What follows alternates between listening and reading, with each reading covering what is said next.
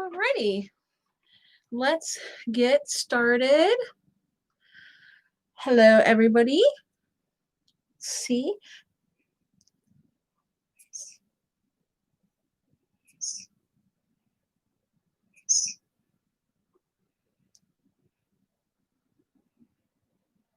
All right, how's everybody doing? So yeah, feel free to post in the chat. Tonight, if you have paid attention to like MSNBC, CNN, it's I get things are kind of rolling in slowly. This is early in election night. Yeah, by the way, I am Jaye, and I am the host of Potstirrer podcast. And I hope that if you hadn't had a chance to check it out, make sure that you check it out. It is on Apple Podcasts, Spotify, on Amazon, and wherever you get your podcasts. So tonight is election night. Polls are starting to close. We're starting to see sort of early results, but at the same time, it's hard to know what to expect. This is a different election cycle than in years past. I think probably the big thing from kind of knowing how things are going to unfold tonight, one thing to keep in mind is that with coronavirus, with the coronavirus pandemic, that there are a number of people who voted absentee or did mail-in or early voting, while there are others that did same day.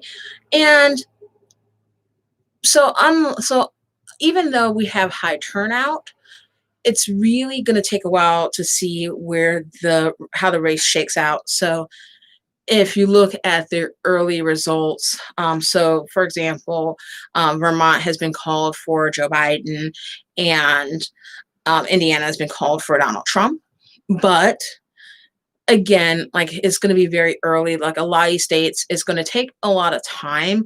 And so even if Trump decides to say like, oh yeah, I won, that may not necessarily be the case, especially since a number of states wait until after they count the same day ballots to then share like early the results for the early voting and and counting the absentee ballots. So so definitely like, don't freak out quite yet. So like for you guys, like, how have you guys like passed the time today? Have you been paying attention to like the voting? Like, have you gone to vote today? Have you voted? Did you vote early? I know that for me, I voted several weeks ago, and then this week, and then today, Chuckles went to do early voting. I went with him and saw that the lines at least in our area were pretty long. I did a short Facebook Live on that this morning. And then like today, I kind of stuck away. I kind of stood away from like kind of watching a lot of the news reporting for a while, just to, kind of keep my mind off of it for a little bit. I made some Detroit chili. It turned out pretty well for the most part. So especially for it being the first time I ever tried to make it, it's pretty labor intensive. So that happened. And but yeah, that turned out pretty good. There's a lot of it. So but yeah, tell me about you guys. Like, how have you passed a day?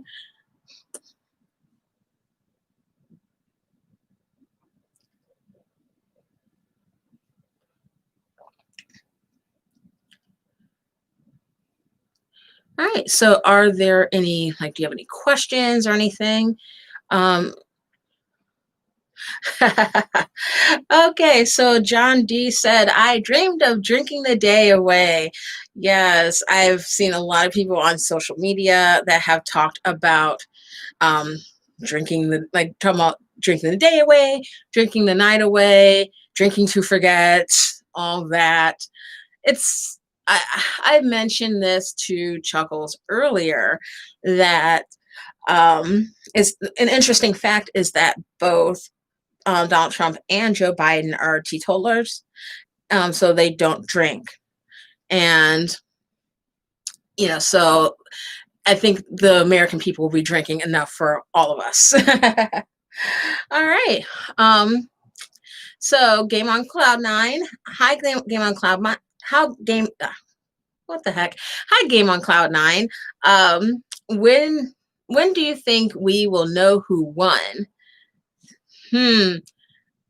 Honestly, I think it's going to be at least several days. Depending on the states that end up being too close to call, there could be some court challenges. So this could almost shake out like 2000, where it was several weeks until we were confident in knowing who won. And like now, hopefully, unlike 2000, it won't end up at the US Supreme Court level.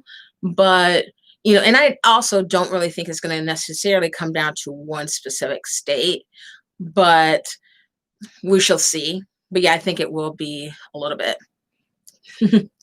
So, um, yeah. So yeah. Um, yeah, my wife also made Detroit chili. Yes. Yes, I'm sure it turned out perfectly. All right. But yeah, I would just really say as far as the election goes, it's really going to take some time. Um, we can go ahead and kind of check in to see if there's anything that's changed. One thing that and here's the other thing too, try not to let the news media scare you too much. I've been watching some MSNBC, and they've talked about Florida and how Florida has been showing some good signs for Donald Trump.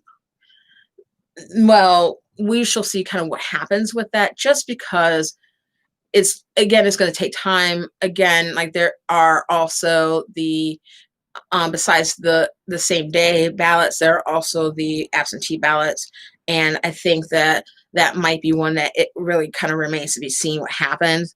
Also, to what degree various types of voter suppression have played a part into the results. Again, it does remain to be seen what's going to happen. Okay. Any other questions or anything that you're thinking about or whatnot? What do you guys expect to see happen?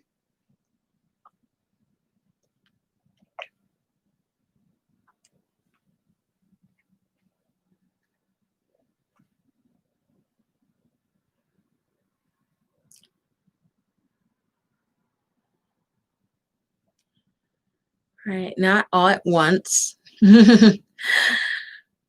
Okay, Game on Cloud Nine says, I hope Biden wins. Yes, me too. And yeah, if you have listened to the podcast, yeah, you'll definitely know that I am not like I'm even though I do try to make sure that I research and I make sure that I'm fair to both sides. At the same time, I do have my leanings, and I'm not afraid to share them. This is a political opinion podcast, and so I do give my opinions and I give my thoughts. Some of them are pretty strong. Yeah, if only. Yes, Game of Cloud Nine says, forget Trump. Yeah, if only. The only thing is that there are too many people in this country that have been affected by Trump, and so he's not going to be an easy one to forget. Yeah. So, and then John says they both suck. You know what? Well, I mean, here's the thing, like, is Biden the most optimal candidate that they could have put out there? Probably not, at least from my perspective. I really do think that, that there is value in going a more strongly progressive direction. I think that, like, part of the issue with the Democrats is that they don't take enough of a stand as far as, like, reclaiming a narrative or giving a narrative of their own. A lot of times they're playing defense, which is really what the Republicans want, what a lot of conservatives want them to do. And so I think that, like, for the Democrats, and this is something that they can work on. Even if Biden wins, I think that this is something that they really need to work on for them to be a viable party long term, is to, instead of continuously playing defense and essentially playing in the Republicans' playground, claim a narrative for themselves. Some of the things that have been talked about as socialist ideas, such as Medicare for all, such as Medicare for all, or universal health care, such as public school, like public, fully funded higher education, student loan forgiveness. These ideas are not these radical ideas. When you look at much of the post-industrialized Western world, most countries that are in that category are already doing those things. They're already they already have very either fully taxpayer funded or highly subsidized higher education. They already have universal health care. It's not, are any of those programs perfect? No, but in general, like, people who live in those places would rather have those programs in place than to have anything like what we have here. We should not have healthcare by GoFundMe. And so I think that that's something that, like, the Democrats, instead of kind of trying to play defense and being worried about being labeled as being too socialist or too leftist, they should want to embrace those, and embrace the narrative around those, and, like, be like, look, whatever you want to call them, these are the type of policies that a fully functional post-industrialized society has, and we need to move to the 21st century. We need to move on to the 21st century. This isn't the Cold War anymore. We need to embrace the future, and part of a country that is for the people, by the people, needs to be able to embrace taking care of its own people. And it's I just find it insane that we don't frame it that way. So yeah, that's definitely something that I think the Democrats could really work on long term. But here's hoping that, um, that, like, for a Biden win, and and regardless of what happens, whether Biden wins or Trump wins, I think that that's something that the Democrats really need to look into and really work on their messaging.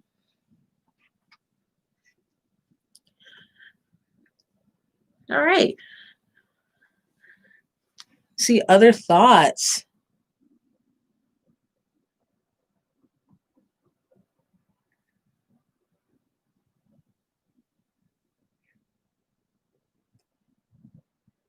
All right, so let's kind of see if there's anything new in regards to the election. All right. Yeah, talk amongst yourselves. And let's see here. Hmm. Yep. So are there any down ballot races that are catching your fancy? Anything that's interesting to you? I am kind of interested in seeing what's going to happen with the Georgia race between the incumbent Purdue and the challenger Ossoff. as well as this big, huge money race between the incumbent Lindsey Graham and the challenger Jamie Harrison. I think, like, particularly with that one, I would love to see Lindsey Graham out of there, but we shall see. But yeah, that one is pretty close. Yeah, I'm hoping in general that the Democrats are able to take the Senate, and even if they're not able to knock out Mitch McConnell because he's up for re-election right now as well in Kentucky. Even if they can't get him out, I'm hoping that there will be enough wins for the Senate that he will no longer be the majority leader and he won't have the power that he currently has. Because I think that he's about as bad as Trump, and probably in some ways worse, in the sense of, knowing how politics works and knowing how everything works and being able to kind of play everything to their advantage to this degree, especially when it comes to the courts. Okay. Game on Cloud 9 says he's worse. John says that Mitch won. I need to check. I haven't seen that return yet. I wouldn't be surprised if that's the case, just because there. I don't know. Like, I think, like, Kentucky is so weird because I feel like, okay, so with the Democratic primary, that was, there was Amy McGrath who ended up winning it, and then there was another there was another Democratic candidate in the primaries and I can't think of his name off the top of my head, but that was a pretty contentious contest, and they sort of kind of cannibalized each other in a sense. And I wish that hadn't been the case. I think that I think that if, and I'm not sure if it really mattered if, as far as whether Amy McGrath won or the challenger won, but or the person who challenged her won. But either way, I just feel like, yeah. Okay. Yeah. I just feel like that really kind of hurt the Democrats' chances of getting that seat. Although, Mitch McConnell is also pretty entrenched in Kentucky, but I think that they could have had a chance. It just didn't happen. Okay. So Breonna Taylor, Game on Cloud 9 and John D both are talking about Breonna Taylor. Yeah, that is separate. Mitch McConnell is on the national stage. He deals in national politics. The situation with Breonna Taylor was a state issue.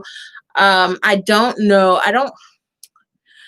because I don't necessarily think that it was all him. The thing is that Kentucky is outside of their governor, outside of the governor, who's a Democrat, the Republican Party is pretty dominant in Kentucky.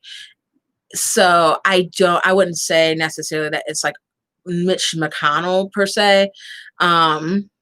He's probably part of the reason Breonna Taylor didn't get justice. The Louisville police and courts are to blame for that. I heard the prosecutor's wife is the granddaughter of Mitch McConnell. Yeah, I haven't heard that. That'll be interesting to look into. There's so many connections. There's like, when it comes to politics, there's so many people who are like kind of related to each other and all of that. I don't know. I'm not going to go as far as to definitively say Mitch McConnell couldn't have informally had anything to do with it, in the sense that, so for example, a couple of years ago with the Covington Catholic situation in DC, like, if you're not aware, like, there was a whole incident between students from Covington Catholic High School in Northern Kentucky, which is near Cincinnati. Like, they had gone to the March for Life in which is an anti-abortion rally in DC. Like that was the beginning of 2019, and they faced off against a Native American group that was also having a separate demonstration, and it was a whole like confrontation. Excuse me. There was, yeah, and so the main person from student from Covington Catholic that was a part of that.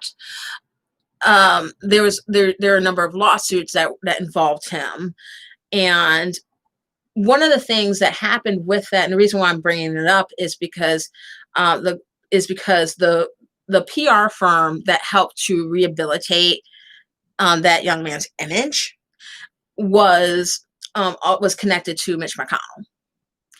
And so there were, even though this was supposedly, this kind of this, young high school kid and so on and so forth. And if it was you or I, or like if it was like most of us normies, I guess, then we probably wouldn't have gotten that treatment. But the thing to keep in mind is that is that with this kind of high profile situation that happened, and also with Covington Catholic having, being a school where there are a number of people, including this person, who have a lot of money and a lot of connections.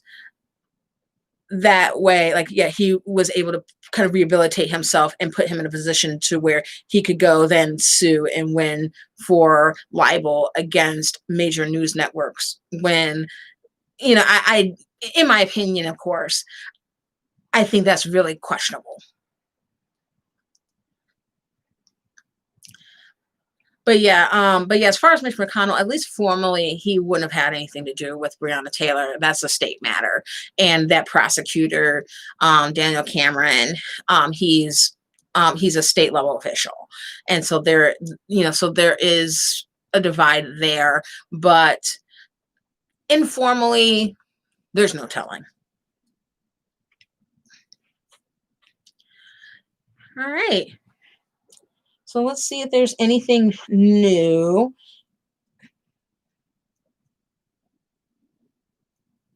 Okay, so there's, according to CNN, there are, and these are just projections. Again, we don't know yet. So Donald Trump wins Tennessee, Kentucky, and Oklahoma, which, again, not really surprising. Biden wins Delaware, DC, Maryland, and Massachusetts. Also not surprising results. Yeah, none of these so far are battleground states. And so really these are ones that aren't really like the contested ones. I think with the ones that are going to be contested, those will take some time. So I wouldn't expect your especially like Pennsylvania, especially like Pennsylvania, Michigan, Ohio, probably not as well. That might take a while as well. Yeah, we'll see like kind of how things shake out with Georgia. I know that they're paying a lot of attention to Florida right now. We'll see what happens with that. I wouldn't freak out too much about that. Right now, like as far as the path to victory, Donald Trump would need to win pretty much all of those battlegrounds to really to be in a good position to win. Biden just needs, to come on to show up on top in just a couple of those at least. But I mean, I'm really hoping that it is more overwhelming, but again, we'll see what happens.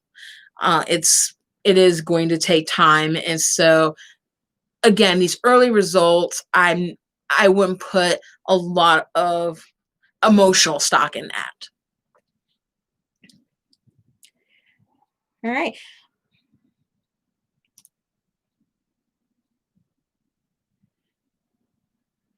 Let's see. Any other thoughts? Any other questions? Okay. Do you think that, so what do you think about if Donald Trump were to Okay, so what are your expectations for, like, if Donald Trump were to win? What do you think that the next 4 years would look like, and what do you think that Democrats, um, even like people who are not Democrats but are say never Trumpers, what do you think people who are not aligned with Trumpism? What do you think that needs to happen for us for the next 4 years and beyond?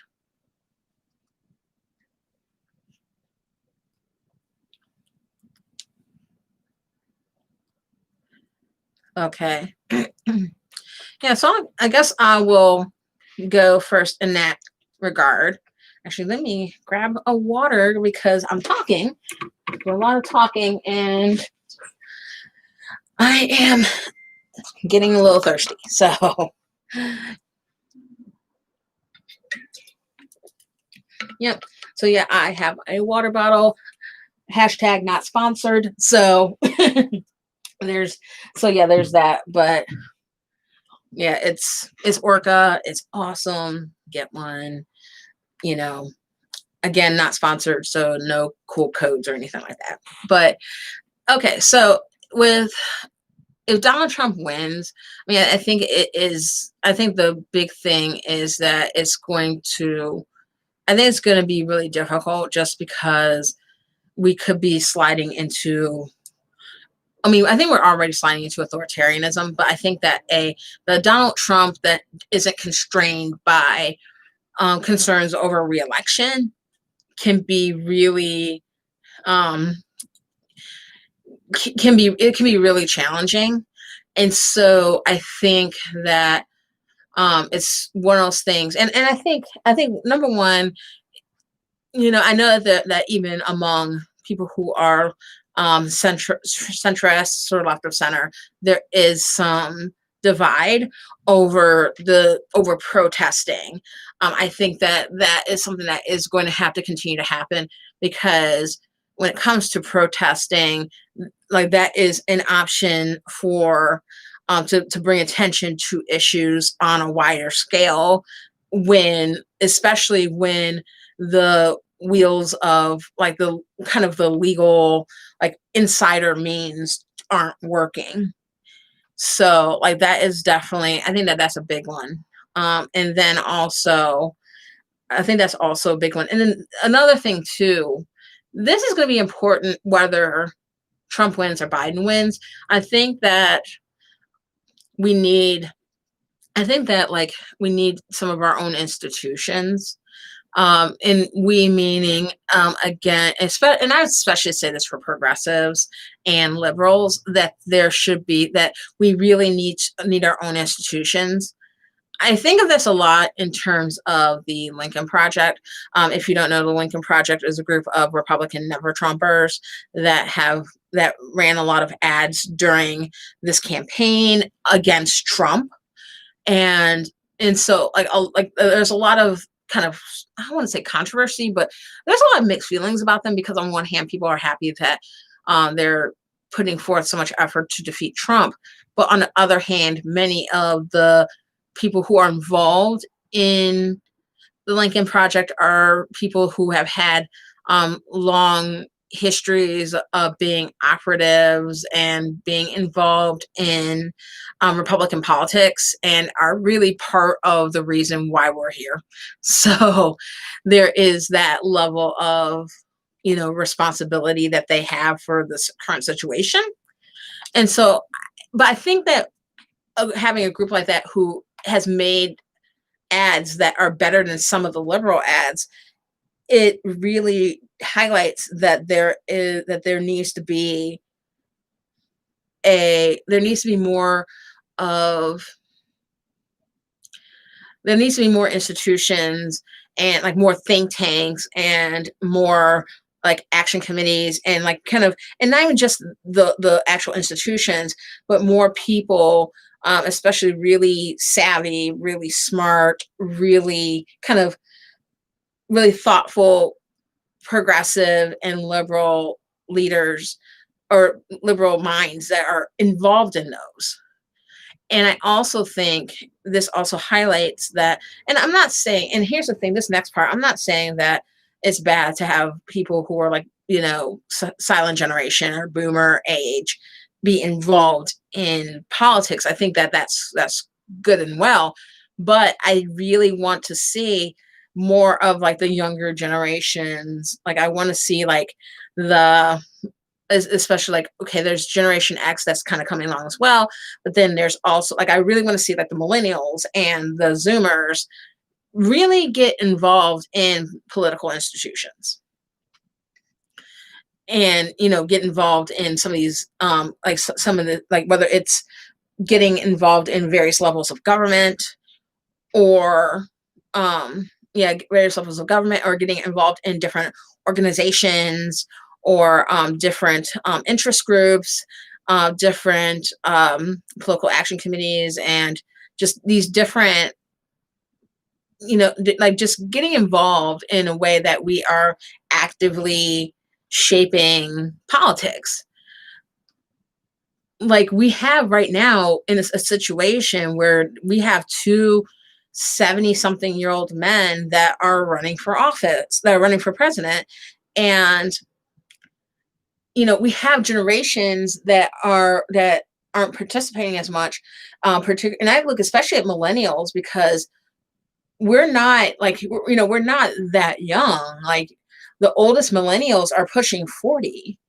Many like millennials, a lot of millennials are like, maybe like married, or, have families. They are, like they may own their own homes. Like they're like, it's not like, they're not like just these like, you know, young kids, young baristas eating avocado toast or whatever, which, and again, there's nothing wrong with that. But I think that there's this outdated thought that like millennials are just like these little kids that just, are in high school or just got out of high school, and that's not the case.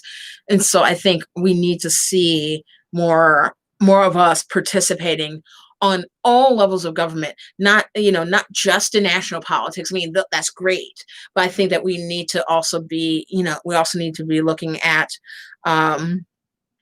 state offices, local offices, like, um, your city councils, your community councils, your like, school boards.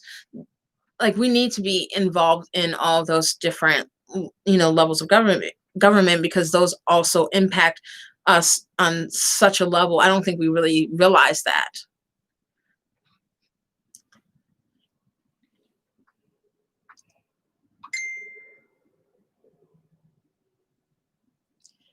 All right. Let's see here. Let's see how everything is going so far.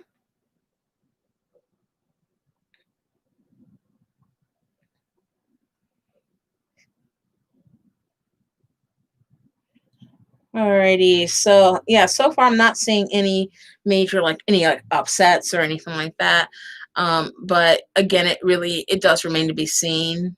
So yeah, are there any questions or anything along those lines?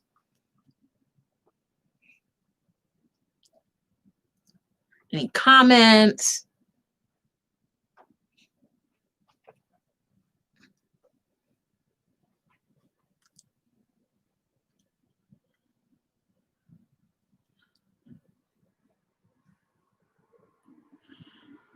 Okay, so another thing that I think is something to think about. Okay, so I've mentioned if Trump were to win. I think another thing to think about is if what if Biden wins? Now there's different scenarios for if Biden wins. So Biden could win by a lot. And again, we don't know yet what that's going to look like. So it still remains to be seen how all that's going to play out. But if Biden ends up winning most of those swing states, and he runs up the score in terms of the electoral college, then so then he has a real mandate. So if he has that, and then if the Senate, if the Democrats can pull out a Senate win, which I think that might be a little tougher, but if that happens, then then like I think I think that the Democrats have more of an ability or more power to be able to to change things. If Biden's elected, but then you still end up with a Republican Senate, then and I feel pretty confident. And I know I'm not mentioning the House. Pretty confident that the Democrats will retain the House. But if the Republicans keep the Senate, then it may likely be a situation where nothing gets done for the next for the next couple of years until there's until there's an election where another crop of senators is up for reelection. So we'll see. So at least for the next couple of years, Biden would have some difficulties. But let's say like best case scenario, Biden wins, the Democrats take the Senate, they keep the House. Then that would be great. And there's a laundry list of things that a Biden presidency, a Biden administration would need to work on, whether like that. And I mean, that's things like releasing these kids from cages and these families from cages and getting the immigration system to, like kind of, and to try to undo some of that. And then there's also this coronavirus pandemic, trying to get somewhat of a handle on that, kind of doing damage control on that. And so there are those issues. There are such a laundry list of other issues that will need to be worked on. But I think that one of the things that we need to really think about, and this is something I've talked about a lot on social media, is that when people talk about this election and a Biden win as being the end of America's nightmare, I think that's a bit hasty. If anything, it's sort of the beginning, in the sense that, and this is even like without even thinking about like how of like white supremacist terrorists, right-wing terrorists, doing like committing violent actions, which, I mean, they've done violent things even with their guy in office. So if they lose, that could get even uglier. But I think besides that, I think one of the things that people really need to think about is the fact that Trump's supporters are still going to be with us.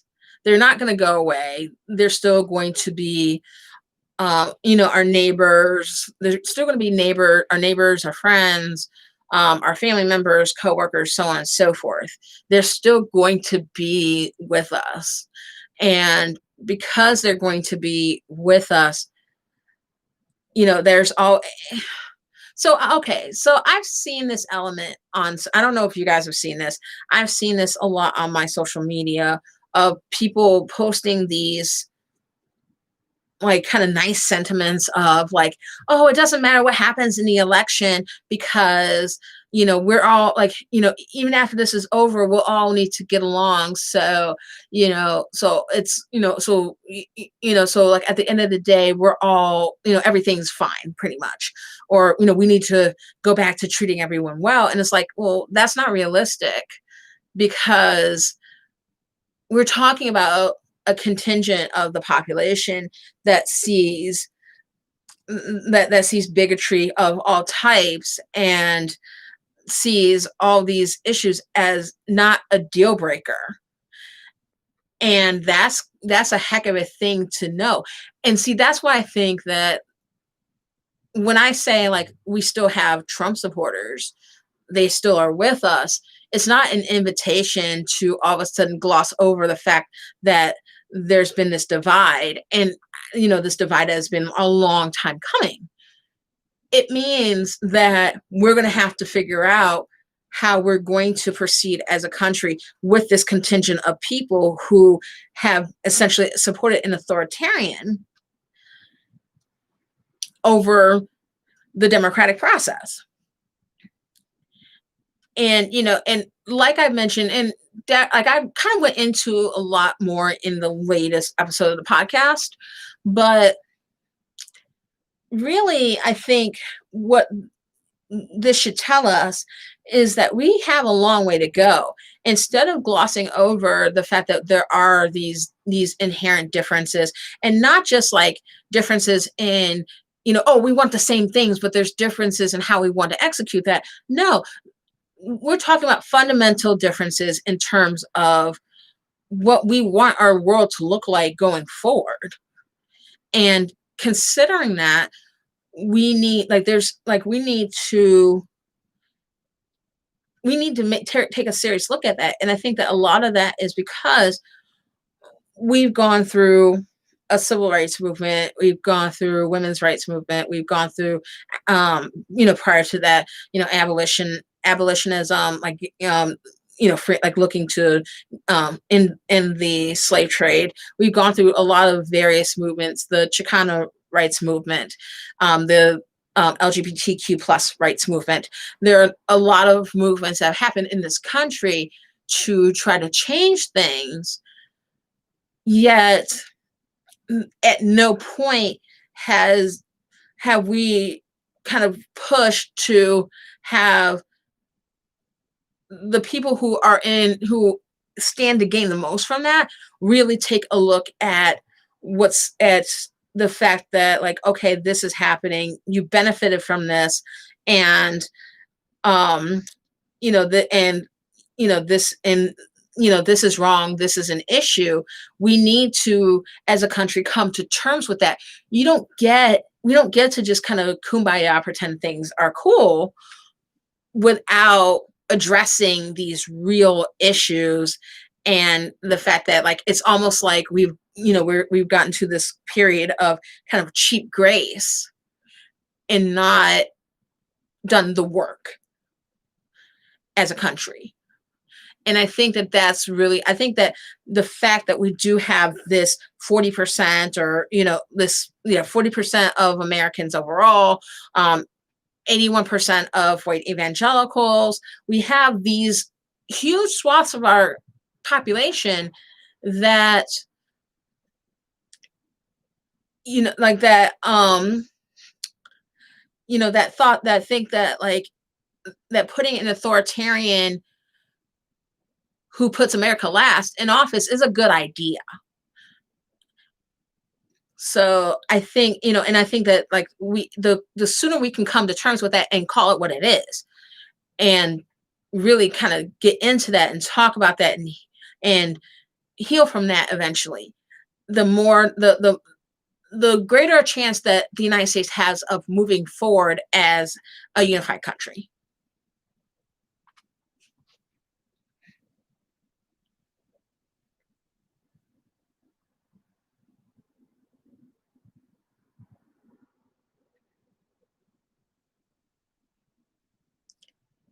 Okay. Let's see here. I'm not seeing anything new coming through. Has anybody seen anything new? What are some of you guys doing at this moment? How are you holding up right now? And what's your plan on how you're going to hold up the rest of the night? Going to bed early, staying up late, biting your nails, kind of like, or drinking, like John had mentioned. Yeah. So what are your plans?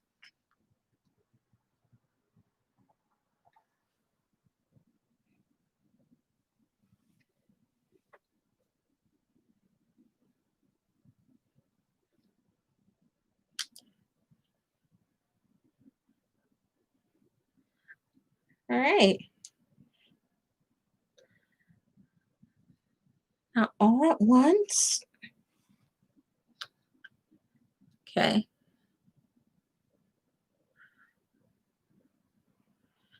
All right. Yeah, so so let's see here. We have about 15 minutes left before we hit about an hour. And I think that with there not really being any, like, kind of big announcements at this point, like, we have kind of the usual suspects that are coming in. I'll probably end the stream, around 9 o'clock. But I think, like, within the next for the next 15 minutes. If there's anything that you want to ask about, anything that you're wondering about, feel free.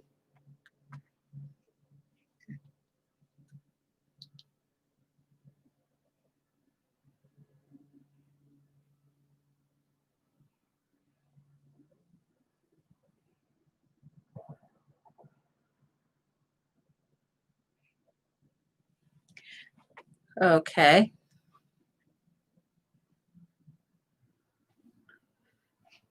All right. Let's see. So, yeah, I think that like what I'm probably going to do to pass the time as much as I can is I'm pretty sure you can probably tell from some of the stuff I have. Let's see, kind of, I guess some of the stuff that I have behind me, but I do enjoy wrestling. I'm probably to be honest, I am more of an all elite wrestling or AEW fan than a WWE fan at this time. And so that's, yeah, so I think I'll probably probably later on, I'll probably take a break from some like watching some of the returns and, um, and like catch up on being the elite, which is sort of like their like kind of this unofficial um, like variety sketch kind of thing that they have like every Monday. And then I think I don't know if they did AEW Dark tonight. I mean, if they did, I'll see if they have one out. Like that's their YouTube show where they have like a number of matches. It usually goes on for a couple of hours, and so I'm probably gonna watch that. And if they have an episode tonight, and perhaps play The Sims. So, if people that know me know that I am a huge fan of the Sims franchise. I play Sims 4, but then like I probably my favorite of all of them is The Sims 2. Um, just like overall, and so like so that's kind of where I'm at. But I'm probably gonna play Sims 4 or City Skylines. So we'll see. Yeah, what about you guys? What are you going to be doing to pass the time?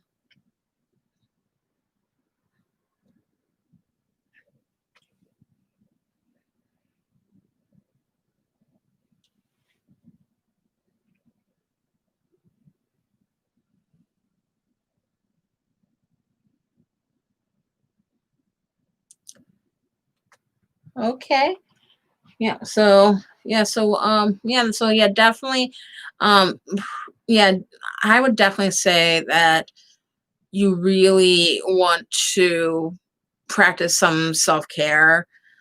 I try not to stress yourselves out too much because this is one night and this may go on a while. And so it's I think the best thing to do at this point, I mean, because at this point we've done everything. I think that many of us have done everything that we can to um support who we support. And um hopefully if you're eligible, hopefully you've voted. So definitely like those are the main things that you'll want to do. And yeah, at this point it's just a matter of like self-care. Take care of yourselves, do things that are fun, spend time with, I mean, if you're quarantined or isolated with your families or with your families, friends, roommates, whatnot, spend time with the people around you, people that you may not be able to talk to or hang out with all like that because of the virus. Try to make sure you keep in touch with people. Call up your friends, all that. So yeah, definitely. Yeah, so that's definitely important.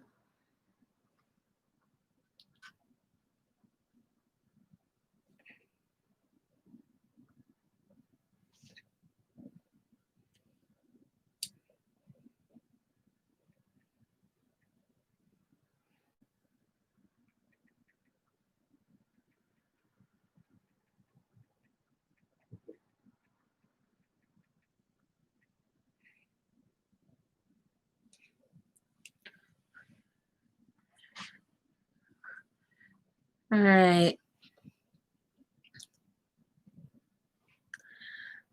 Let's see here.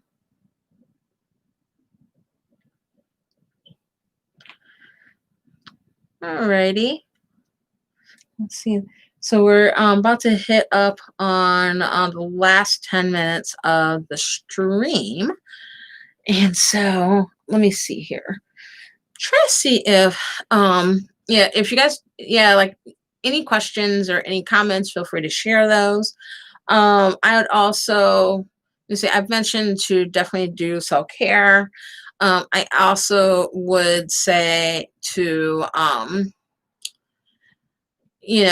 of, and I think also part of the self-care too is that we've already done what we can, but also realize that regardless of who wins, at whatever level we're talking about, whether it's the presidency, Senate, House, or state, local offices, regardless of who wins, any work that we're doing is, it's just the beginning. Like there's a lot more that we need to there's not a lot more that we need to do. As I mentioned earlier, we need to work on our own our own institutions, our own organizations, our own advocacy groups. We need to, and some of that stuff is already out there. I'm not trying to diminish anything that people are already doing. And so definitely, if there's things like that that you're aware of, definitely lend your support to that. And then also I think, bolstering what's existing, and then also where there are gaps, trying to create some of our own spaces. I think that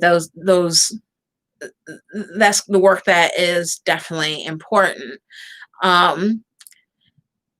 A big inspiration, I think, for that is,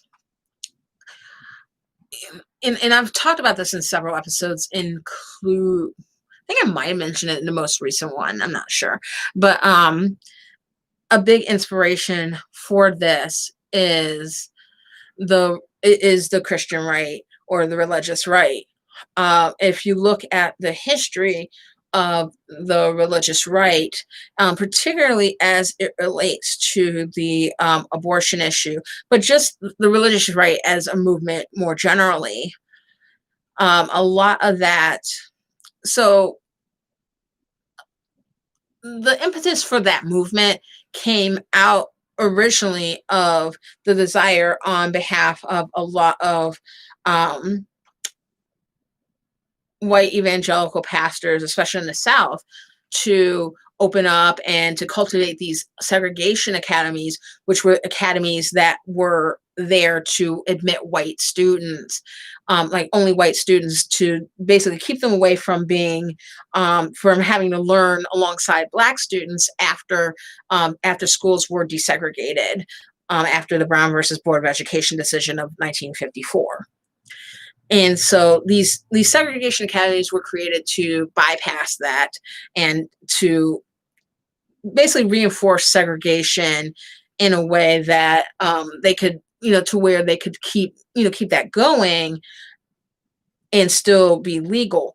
But with these segregation academies, many of them were affiliated with churches, and so these academies wanted to have, okay, we're nonprofit, we're a school, we are affiliated with a church, so on and so forth.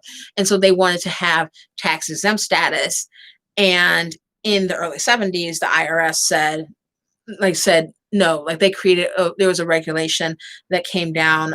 This was during the Nixon administration, that said, no, you cannot have a segregated school and still be tax exempt. You can still do it as a private entity. You can still do that, but you have to pay taxes. And so Jerry Falwell, the father, he was one of those people. There were a number of other evangelical pastors, and like very conservative fundamentalist pastors that were on board with that were angry about that decision because it affected their institutions. And so that led to working with Republican operatives like Paul Ryrick and so on to create the religious right. And even like when we talk about like the abortion issue, that wasn't the issue that they originally wanted to go with. And the original issue and the thing that really united them was the issue of the segregation academies. The abortion issue, for at least for evangelicals, didn't become a thing until the late 70s, which was several years after Roe versus Wade. But the reason why I bring this up, and I've talked about this in episodes, but the reason why I bring this up is that from that, you had different institutions. You had the Heritage Foundation on one hand. You had, and the Heritage Foundation is important because they've written a number of pieces of legislation over the years that have become kind of staples of conservative thought. For example, what ended up later on becoming Obamacare, which is interesting in and of itself, and it shows the rightward drift of the Democratic Party. That originally came from like Romney Care, which came from the Heritage Foundation. So, that, and then you have like, groups like the Federalist Society and so on. And you have like these groups that have influenced who is on our U.S. Supreme Court right now. So they played, I guess the reason why I'm mentioning this is because the religious right played the long game when it came to influence. They went from barely having really influence on in terms of either party really, to having this outsized influence in relation to the population at this point in time. So I think that we can use something like that as a model to, and I'm not saying like necessarily go into an authoritarian direction as they have done. But what I'm saying is that building up our institutions and peddling influence through those institutions and through those relationships, and really making this a long game, so that the things that we really want to see happen and changes within government that we want to see happen, that those can truly come to pass. We need this. It's not going to be immediate. It's not immediate for anyone. The people that are in power right now, it wasn't even immediate for them. So we really need to be willing to do the work.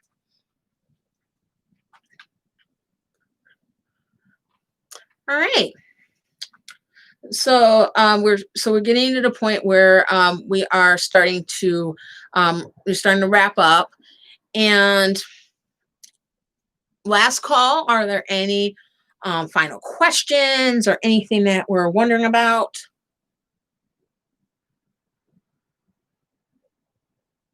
Okay.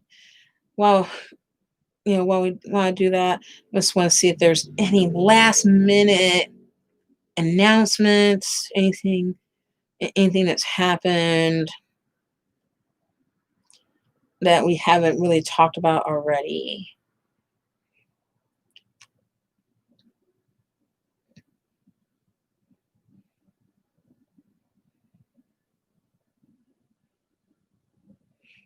Okay. Yeah. So that's interesting. Biden gets big surge in major North Carolina counties. We'll see what happens with that.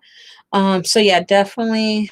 Again, big thing is self-care, making sure that you're taking care of yourself during this time. Don't expect an actual decision, even if Donald Trump comes out and says, "I won." Probably isn't the case, because especially with the variable of absentee ballots, especially since and I don't know if I mentioned that, but yeah, absentee ballots will probably favor Democrats because absentee ballots and mail-in ballots have been more embraced because of the pandemic, whereas early voting has been, well, not early voting, but in-person day of voting has been embraced by it's been embraced by Republicans as kind of a way to say, oh, the virus isn't that bad. And so I'm going to show you guys that I'm fine. Everybody's fine. Nothing to worry about. And so there is that element of that. Although I think there's some question there, because there are also people that that do, or that do like the in-person day of voting, because they may be concerned about the absentee ballots not being counted, the mail-in ballots not being counted, because of all the rhetoric of Donald Trump. So we'll see what happens. Try not to worry too much about it. And let's see here. And anything else? So yeah, definitely. As far as this week, so I plan on putting out a new episode next week. I'm not sure what it's about yet, because like everybody else, I have no idea how this is going to unfold. And it's really kind of going to depend on how things shake out the next couple of days as to what that next episode is going to look like. And so expect that next week. Make sure that you subscribe. If you haven't subscribed here on YouTube, I do repost the episodes in audio form on YouTube. And so feel free to go on YouTube and subscribe, like this, subscribe. So, whether I'm doing another live stream, or I'm putting out new episodes, or maybe the occasional video exclusive, you'll have access to that. And then you'll definitely, if you definitely want to subscribe to the podcast as well. Like I mentioned, it's on Apple Podcasts, Spotify, Stitcher, wherever you get your podcasts. I believe Amazon Prime is now displaying podcasts. You can tell Alexa to get your podcast. It's on there too. So pretty much anywhere you get your podcast, you can get Potstirrer podcast. So there's that.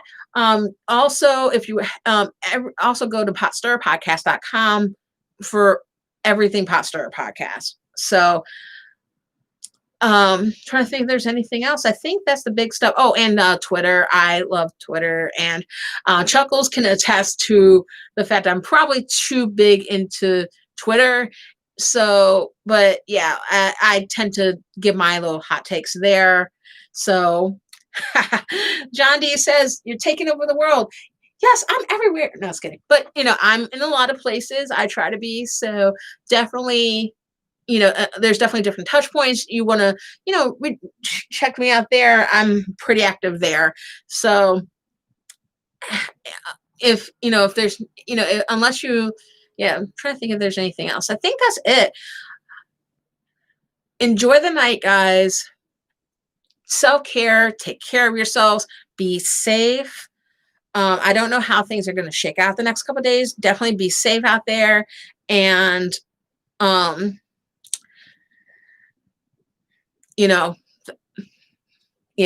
prayer, meditation, all that, I know not everybody necessarily believes in that, but that's something that I feel strongly about, that, I am a Christian, and I think that it's, and for me, it's important to, that to just believe that, okay, no matter what happens, God's got us. And so, however you believe and everything, take comfort in the fact that, we'll get through this.